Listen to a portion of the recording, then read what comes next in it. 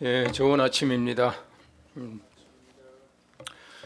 최근에 우리가 그 알고리즘이라고 하는 그 용어를 많이 듣기도 하고 또 사용도 합니다. 잘 아시는 대로 원래는 그 컴퓨터 용어입니다만은 어떤 문제를 해결해 나가는 그 방식 또는 절차 등을 얘기할 때 알고리즘이라고 하는 그런 단어를 우리가 쓰고 있습니다. 요즘에는 뭐 복잡하게 뭐 어떤 절차를 통해서 어쩌고저쩌고 설명할 거 없이 바로 그 알고리즘은 이렇다라고 그렇게 설명할 때가 또 많이 있더라고요. 오늘 제가 좀 설교 제목을 그 엠마오 알고리즘이라 그렇게 붙인 이유가 있습니다. 그것은 뭐냐면은 우리 예수님께서 부활하신 다음에 사실은 예수님의 제자들은 부활 전보다도 부활 후가 예수님의 제자들에게는 훨씬 더 어렵고 또 굴욕적인 사건들이 많이 있었습니다. 무슨 말이냐 하면은 예수님이 부활하심으로 말미암아 그들이 정말 예수님의 부활을 확신하고 또 그들의 마음이 소생하고 또 그들이 더 기뻐지고 그들이 활기차게 함께 모인 것이 아니라 예수님 부활하신 다음에도 그들은 예수님의 부활을 사실상 마음으로 느끼지 못했어요. 그들이 진짜 예수님의 부활을 확신하게 되고 또 부활의 어떤 생동감을 가지고 살아간 것은 예수님이 승천하신 이후입니다. 승천하기 전까지 보면은 꼭 같은 일을 반복하고요. 또 성경 말씀 보시면 베드로도 다시금 나는 고기 잡으러 간다 하고 또 갈릴리에 또 고기 잡으러 떠나가게 되고 또 그들이 예수님 부활했다라고 말하지만은 사실은 믿지 못하고 서로 도망가고 그렇게 했지 않습니까? 또 한 가지는 뭐냐 하면은 예수님이 부활하신 사건 때문에 예수님의 제자들에게는 엄청난 위협이 다가오게 됩니다.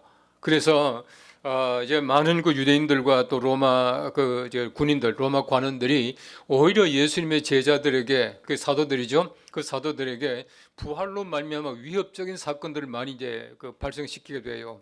그래서 심지어는 예수님의 시체를 훔쳐갔다라고 말하기도 하고 여러 가지 많은 그 어려움을 당하게 됩니다. 근데 오늘 이 성경 말씀은 우리가 잘 아는 대로 긴 본문이기 때문에 그 앞부분을 제가 봉독하지 않았습니다만은 앞부분에 보시면은 그 글로바라고 하는 제자와 또 한 제자가 누군지는 모릅니다만은 어쨌든 예수님의 제자 두 사람이 엠마오로 가다가 예수님을 만났는데 예수님 알아보지 못했다 이거 아닙니까?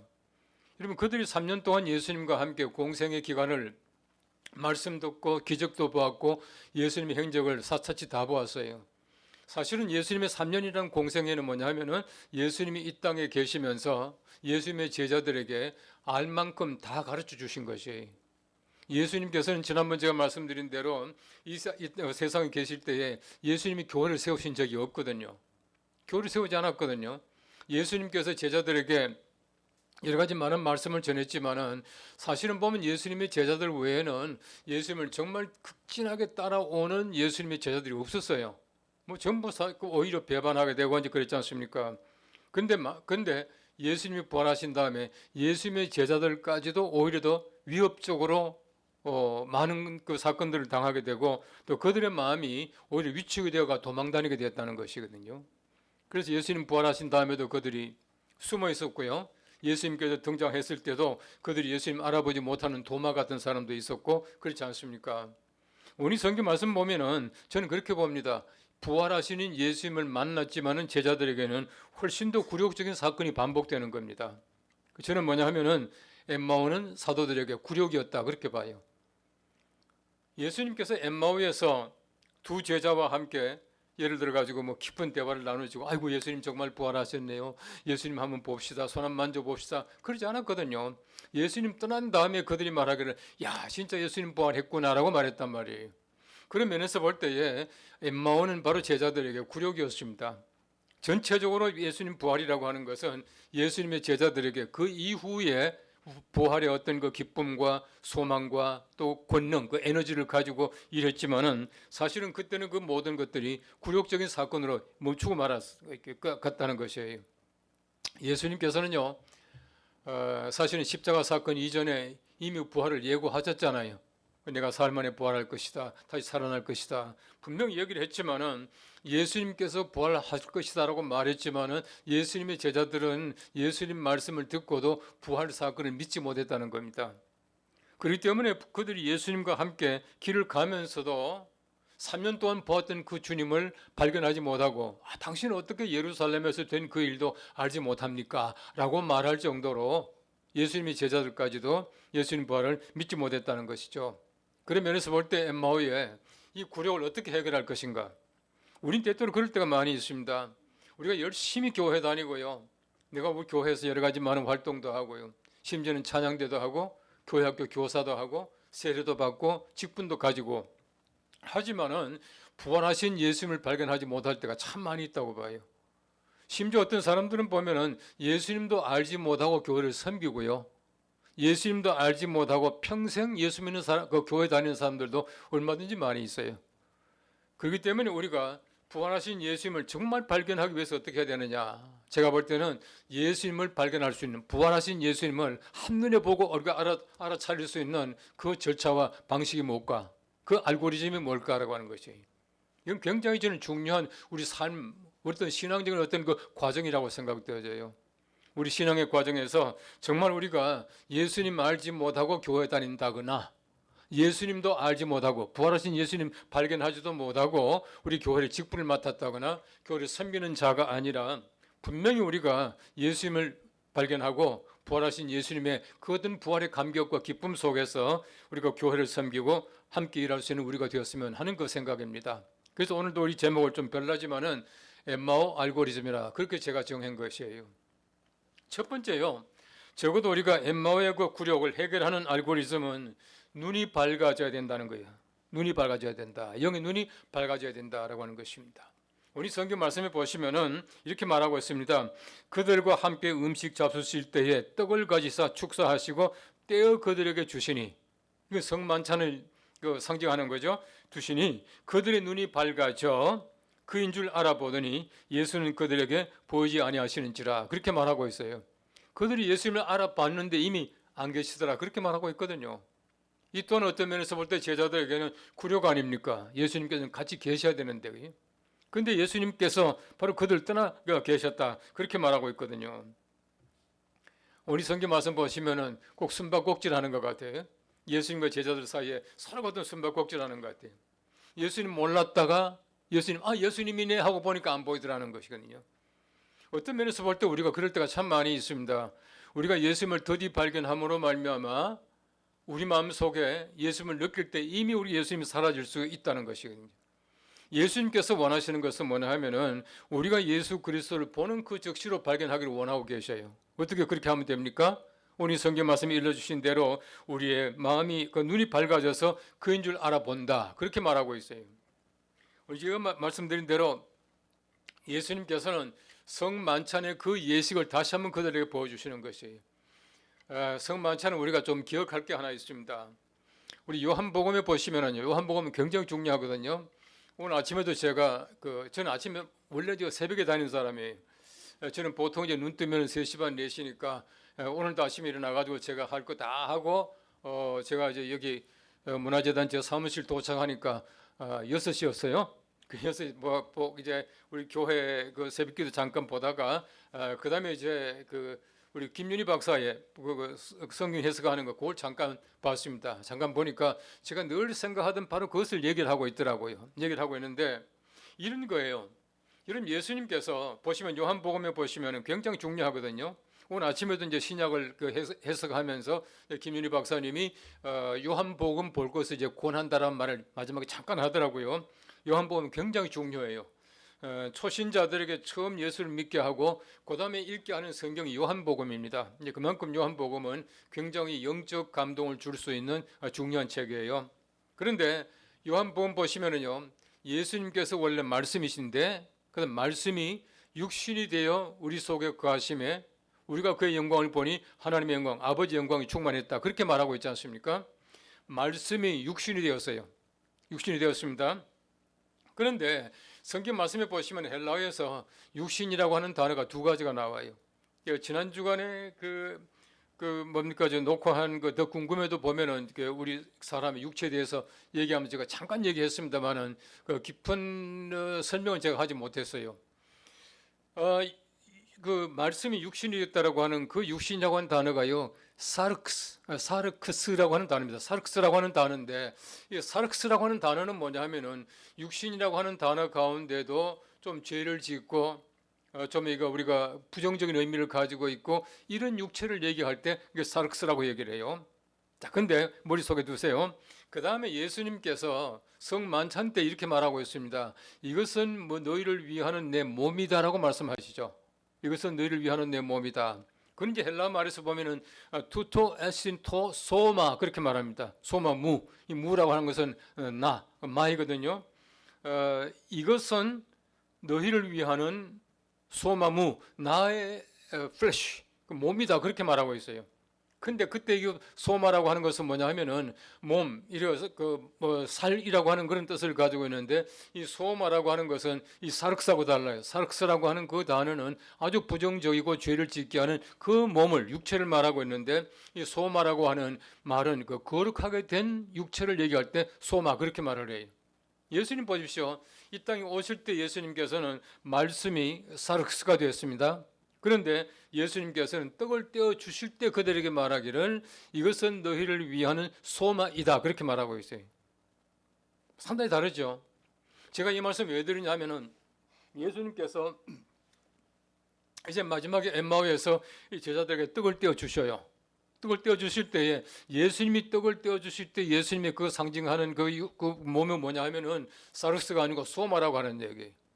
예수님이 이 땅에 사륵스로 오셨지만은 우리들에게 주시는 것은 소마라고 하는 것이 아주 부정적이고 아주 죄를 짓게 하고 더러운 육신을 예수님께서 입으시고 이 땅에 오셨습니다. 우리가 마찬가지예요.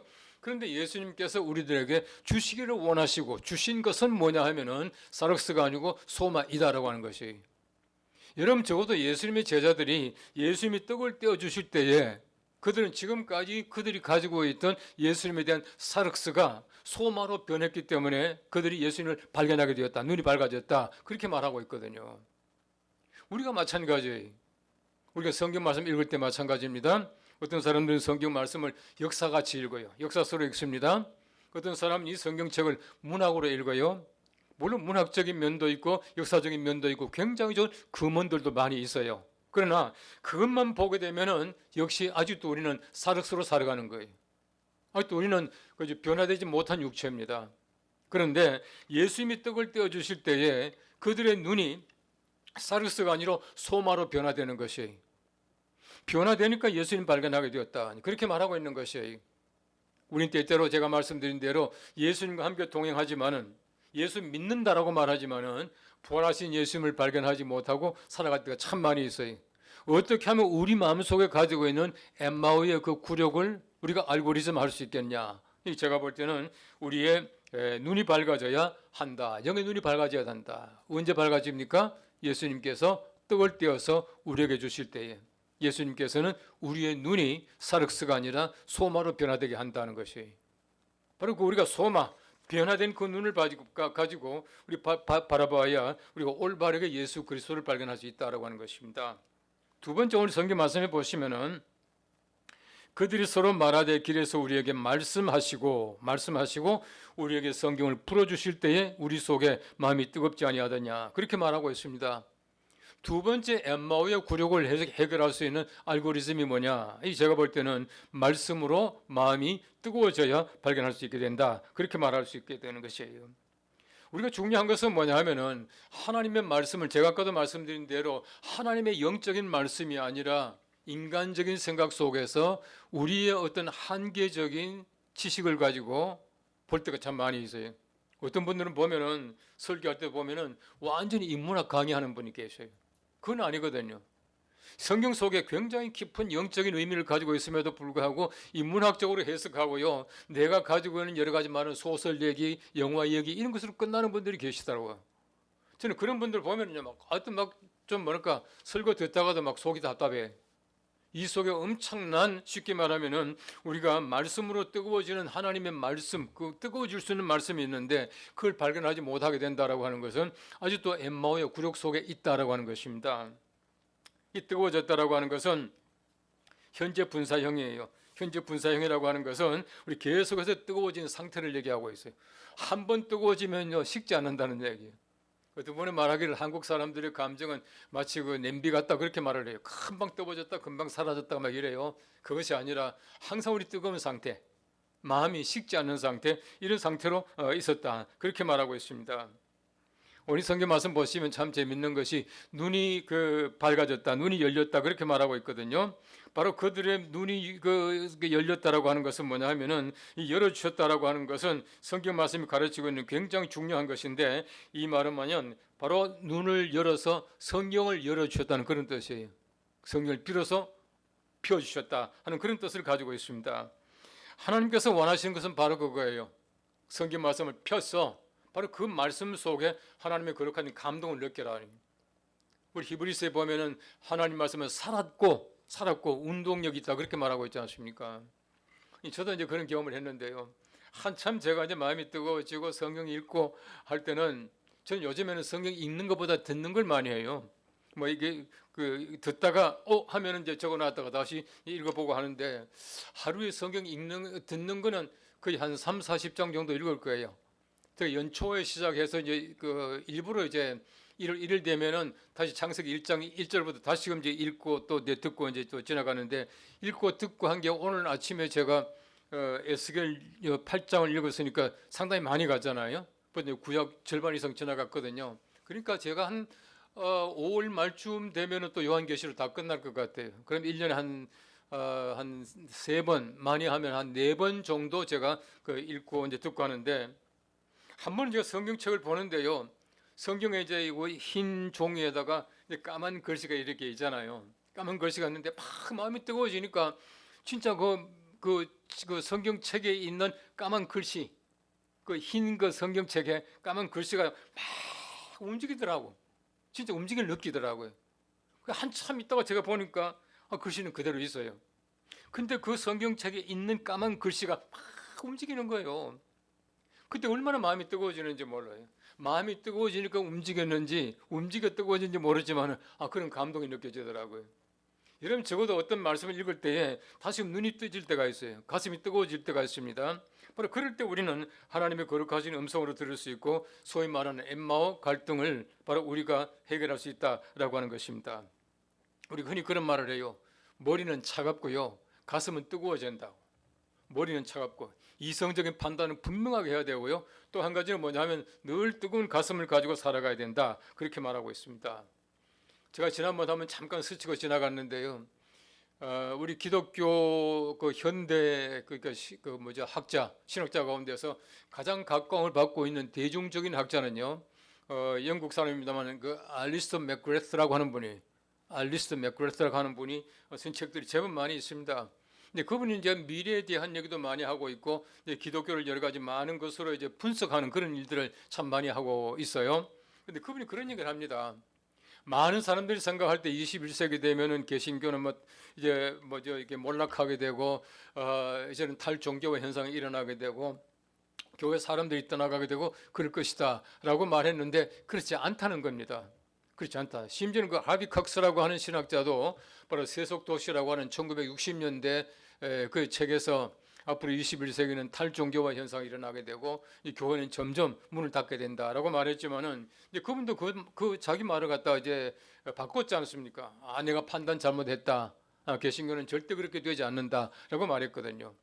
그러면서 알리스터 맥그레스라고 하는 분이 그런 얘기를 했어요. 앞으로 우리 개신교가 성장하고 발전하는 곳은 어떤 곳이냐 하면은 펜타코스탈리즘이 살아있는 교회들이다. 그렇게 말하고 있어요. 이 펜타코스탈리즘 하면은 자꾸 우리가 순복음교회 생각을 많이 하는데 순복음교회가 아니에요. 이 펜타코스탈리즘이라고 하는 것은 오순주의가 뭘까요? 열정을 가지고 있고요. 거기에다가 굉장히 중요한 것이 뭐냐면 신비감을 잃지 않는 교회가 성장한다는 거예요. 신비감을. 그래서 앞으로 굉장히 중요한 단어가 신비입니다. 미스터리. 신비라고 하는 것이 굉장히 중요하다. 그래서 우리 열정이 식지 않는 교회가 그런 교회다. 그렇게 말하고 있어요. 현대도 마찬가지입니다. 21세기에 들어와서 굉장히 우리 기독교가 개신교가 성장하는 두 지역이 있어요. 그 두 지역이 뭐냐 하면은 아프리카와 남아메리카예요. 아프리카와 남아메리카. 두 지역이 우리 기독교가 계속 성장하고 있거든요. 그 두 지역의 특징이 뭐냐 하면은 바로 그거예요. 하나는 뭐냐 하면은 펜타코스탈리즘이 살아있다. 신비감과 열정이 살아있다. 그렇게 말을 하고 있어요. 열정이라고 하는 그 말은 참 재밌는 단어입니다. 열정이라고 하는 단어가 뭐냐면 enthusiasm이라는 그 영어 단어가 있죠. enthusiasm이 뭐냐면은 en 하면은요 안에 in이고요. 그 theos라고 하는 말 하나님이잖아요. 그 enthusiasm이라고 하는 말은 뭐냐 하면은 하나님 안에 있다라고 하는 뜻이에요. 하나님 안에 있다. 그러니까 in God. 하나님 안에 있다라고 하는 뜻을 가지고 있는 단어가 뭐냐면 enthusiasm, 열정이라고 하는 단어예요. 여러분 적어도 우리가 하나님 안에 있으면 열정을 가질 수가 있게 된다는 거거든요. 우리 성경 말씀도 마찬가지입니다. 우리가 그 하나님의 말씀으로 마음이 뜨거워질 때야 열정을 가지게 될 때 우리가 하나님께서 원하시는 소위 말하는 그 엠마오의 어떤 그 갈등, 엠마오의 어떤 굴욕을 우리가 소위 말하는 해결해 나갈 수가 있다라고 하는 것입니다. 여러분 적어도 엠마오와 그 예루살렘은 많은 차이가 있어요. 예루살렘은요 죽음의 도시예요. 어떤 면에서 볼 때 예루살렘은요 샬롬이라고 하는 평화의 도시라고 하는 뜻을 가지고 있잖아요. 요즘에 그 텔레비전 보니까 잠깐 그 얘기 나오더라고요. 지금 로스앤젤레스가 막 그냥 뭐 몸살이 앓고 있잖아요. 저는 거기 오래 살았기 때문에 그 지역을 너무 잘 알아요. 근데 막 여름 되면은요, 진짜 그 비 한 방울 안 오는 도시인데, 막 요즘 비가 오고요. 얼마 전에 또 우박이 와서 또 난리가 나고, 또 그전에는 또 산불이 나가서 난리가 나고 하잖아요. 여러분, 천사라고 하는 이름을 가지고 있는 도시가 지금 천사가 아니라 완전히 악마가 됐다는 거예요. 여러분 예루살렘은 샬롬의 도시인데 바로 죽음의 도시가 됐다는 거예요. 엠마오라고 하는 도시를 보십시오. 바로 거기는 생명이 있고요. 바로 거기는 오히려 하나님께서 원하시는 다시금 또 소망을 가지고 있는 도시가 됐다는 겁니다. 예수 그리스도를 만남으로 말미암아 제자들이 소위 말하는 엠마오의 그 굴욕을 소위 말하는 그 갈등을 해결함으로 말미암아 그런 일이 생겨나게 되었다라고 하는 것입니다. 우리가 마찬가지예요. 예수님 알지 못하고요 교회 다니고 예수님 알지 못하고 주일한다고 일하는 사람들이 얼마나 많은지 몰라요. 부활하신 예수님 발견하는 건 아주 간단합니다. 가슴이 뜨거워져야 되고요 또 하나님의 거룩하신 말씀으로 다시금 우리가 소생하는 바로 그 부활의 소망을 가질 때에 비로소 가능하게 되는 것이에요. 우리가 지금까지 뭘 가지고 일했습니까? 우리가 다시 한번 부활하신 예수님께 우리의 마음을 두고 부활하신 예수님을 알아보지 못하고 일하는 사람들이 아니라 예수님 알지 못하고 교회 다니고 예수님 알지 못하고 일하는 사람들이 아니라 분명하게 우리 부활하신 예수님을 목격하면서 우리 뜨거운 가슴을 가지고 우리 마음속에 하나님을 품고 살아가는 또 일하는 귀한 우리가 될 수 있기를 간절히 바랍니다.